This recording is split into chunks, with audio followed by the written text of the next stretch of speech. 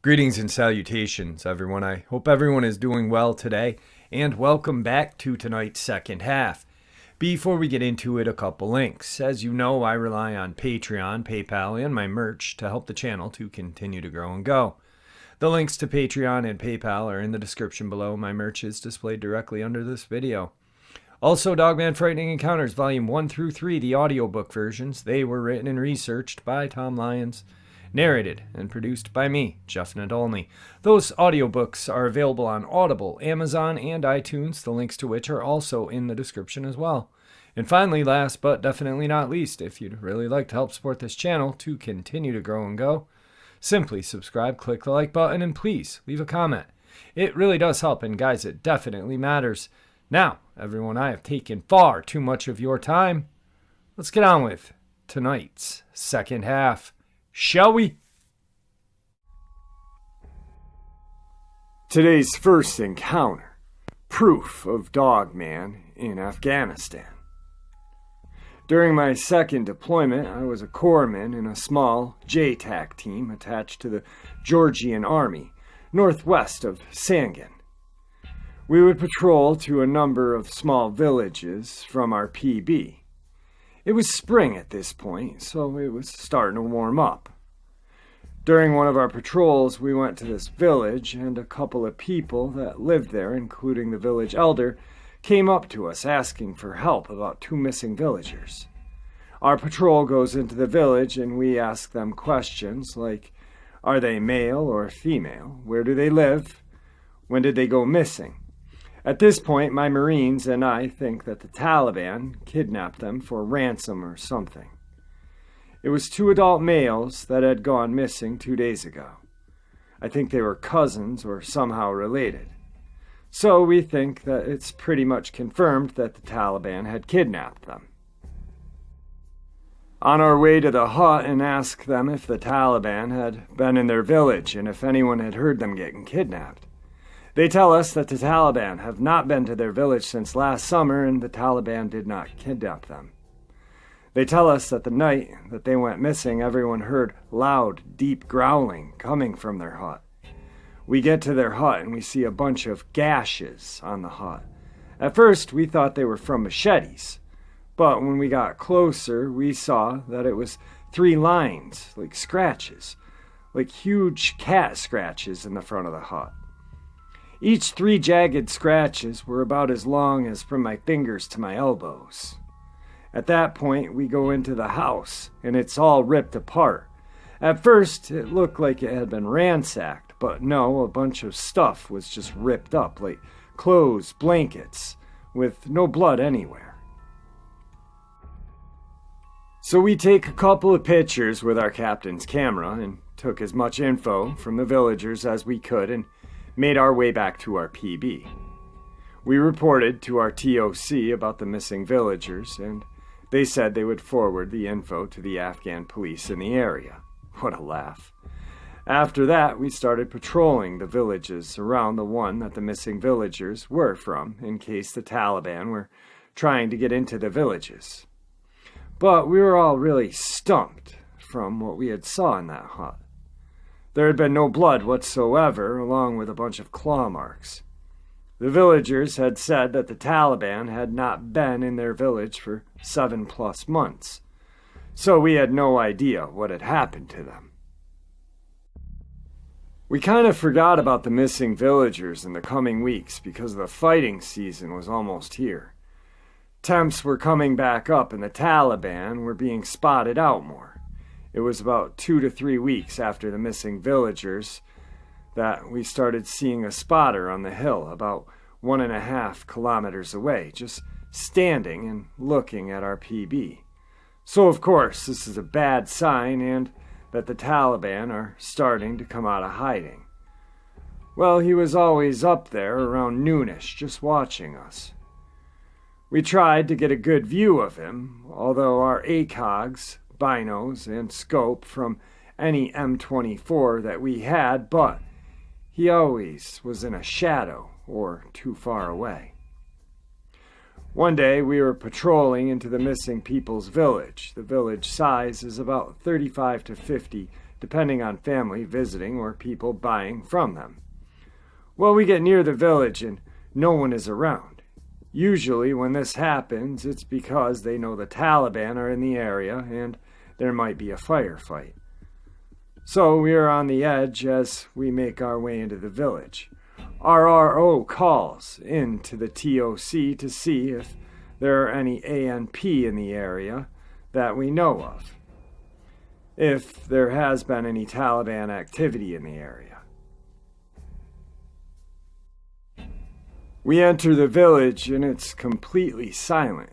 The atmosphere in the village was like we were being watched, and even though it was the afternoon, the sun was being covered by clouds, so it made the village look a lot darker than it should have been. This is when our FO, our forward observer, decided to check the hill that spotter had been seen on. The hill was visible in certain parts of the village, so he and 2 Georgian soldiers went to go get eyes on it. We started knocking on doors to see if people were just hiding in their homes, but all the huts that we went to were locked, and we didn't hear any movement or sounds coming from inside the huts. While we were checking the huts, our FO gets back to us and says the hill's empty. We're still on edge, and there was a very uncomfortable feeling that we were having about being here. All of us were kind of silent, agreed to wrap this patrol up and head out since we were getting weirded out. We started heading out of the village when one of the Georgians pointed out 3 huge scratches on the front of the hut that the village elders lived in. We checked the door and it was open, so we decided to go inside.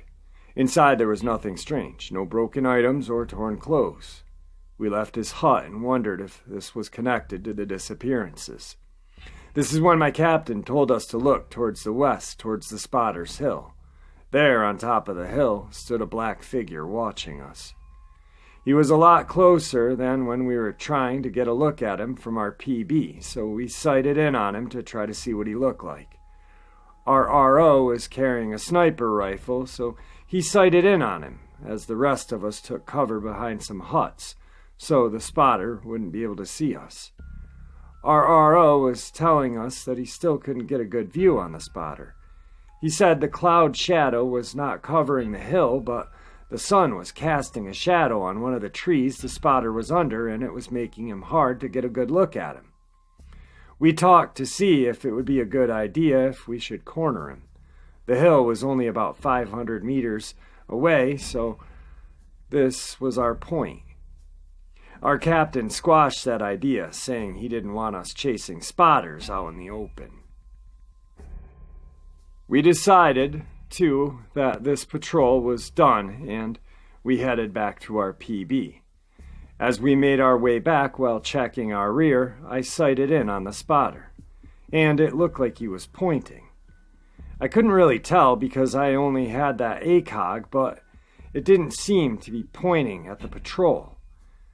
I told my RO since he had that sniper rifle, and he said the same thing. The spotter was pointing at the village. Today's second encounter. A woman claimed she observed the interaction between 2 groups of Bigfoot and Dogman creatures in the forest of an undisclosed location in the United States. These sightings happened between November and December of 2012. I saw them together at night a few times, and at first I thought they were just all Bigfoot, she said. But there were more animal-looking with protruding faces. At first, she states she thought they were young Bigfoot because she was initially used to seeing Dogman individuals exclusively during the daytime. They like to sun themselves usually every 3 days or the next sunny day after a rain. According to the woman, this time was different. The 2 unproven animal species were sharing the same space, in what she says looked like some sort of symbiotic relationship. I got the impression they were tolerant of each other, although the Bigfoot seemed in charge. It reminded me of a relationship between hippos and crocodiles. The hippos rule the river and they share the territory, but both don't want to mess with each other out of fear of being harmed, she explains. I watched them as they peeked from the bush. They were visibly bold, easier to make out than the Bigfoot. They were very unorganized when they moved. They moved as individuals without cover from the others. If one wanted to move, it would just move. They were also not experts in hiding, although they did try to camouflage. Some liked to stand in the V part of the tree trunks and weave dead brush around them. The way they weaved the brush reminded me of a spider web. They were very alert to their surroundings and seemed to notice me when I tried to photograph them. That's when they would freeze, point and stare. She describes the animal as being the size of a man with pointed ears placed on top of their heads. Their bodies were reportedly covered in brown patchy hair and had human-like fingers with thick claws. I can't be sure how many fingers they had because they seemed to have an additional appendage. It was on top of their hand, along their wrist area. They liked to point by raising their arm up and extending it in front of them, and they would use their index finger. They carried their arms a certain way, with their elbows against their sides and their forearms in front with their palms facing down. The smallest I could see were about 2 feet tall. I think they were babies. They must communicate, but I don't know how. Possibly through sense or nonverbal language. She believes urban expansion is the reason these two purported species have been forced to tolerate each other. One of the best places to live and fastest growing city in the state, they cut large sections of forest. And with the closing of mines, I had a feeling it was these circumstances that brought them together. She states she doesn't know where the Dogman creature live, but suspects they could be taking shelter inside a few old mines in the area, only venturing into the forest to gather food such as raccoons, dogs, cats, rabbits, and other small forest animals. Many of the animals she was familiar with, she explains, have now gone missing. And it appears that food is not the only thing these purported beasts are after. She believes these are dangerous animals, are highly intelligent and capable of just more than hunting. Some appeared to be wearing ornate objects. They liked shiny things, while others wore trophies of animal skins on their head, necks, and shoulders. The real dangerous-looking ones carried weapons or metal objects in their hands. Everything about them screamed dangerous. Today's third encounter is a possible Sasquatch, possible Dogman, or unidentified cryptid. In the evening of September 10, 2018, a man was driving down a rural road in Derry Township in Westmoreland County, Pennsylvania. It was a rainy night when his headlights caught something about 75 feet ahead of him. It seemed to appear out of nowhere. Whatever it was in the middle of the road and moving from left to right. The witness said when he first saw this being, he at first thought it was just fog. He soon realized there was no fog in the surrounding area. The witness said it was hard to describe what he saw, and that it was humanoid form that was foggy or misty in appearance. The man stated that it was a foggy white form. It was about 6.5 to 7 foot tall. The creature seemed to be somewhat stooped as it moved. The physical traits that stood out were the large muscular shoulders and small waist. There was a head, but he couldn't clearly see it. The arms and legs were also not clearly discernible. The witness observed the creature from his left side for several seconds. The creature crossed the road and entered into a field where it seemed to just vanish. The man couldn't see its feet and stated that it moved almost like it was floating. The witness didn't notice a smell or sound during the observation. All right, guys. Wow, what an absolute interesting second part there. Dogman, Bigfoot, living harmoniously together. Huh. I am working on an upload for tomorrow to kind of more information out of Colorado, but to also prove that these kill teams exist. The government kill teams exist. I received an email today. I didn't recognize the name. I'm not thinking they're a subscriber. I just think they're possibly a troll living under the bridge. And they proceeded to tell me that I was an absolute moron because these government kill teams do not exist. The government would not participate in anything like that, yada, yada, yada. And I know that is absolutely false, and many of you do as well. There are teams that work directly or military teams that work directly for, the U.S. government. And then there are sanctioned teams that are sanctioned that are not part of the military, that are sanctioned to go and do hunts, and take these things out.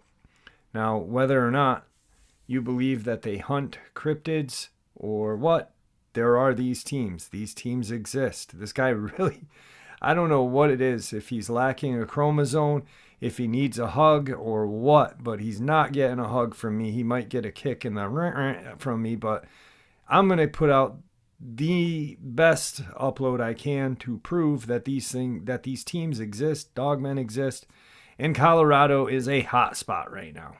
So with that, I want to thank you all for all of your support, and may the Great Spirit watch out for all of us, and may he guide us down that path that we call life.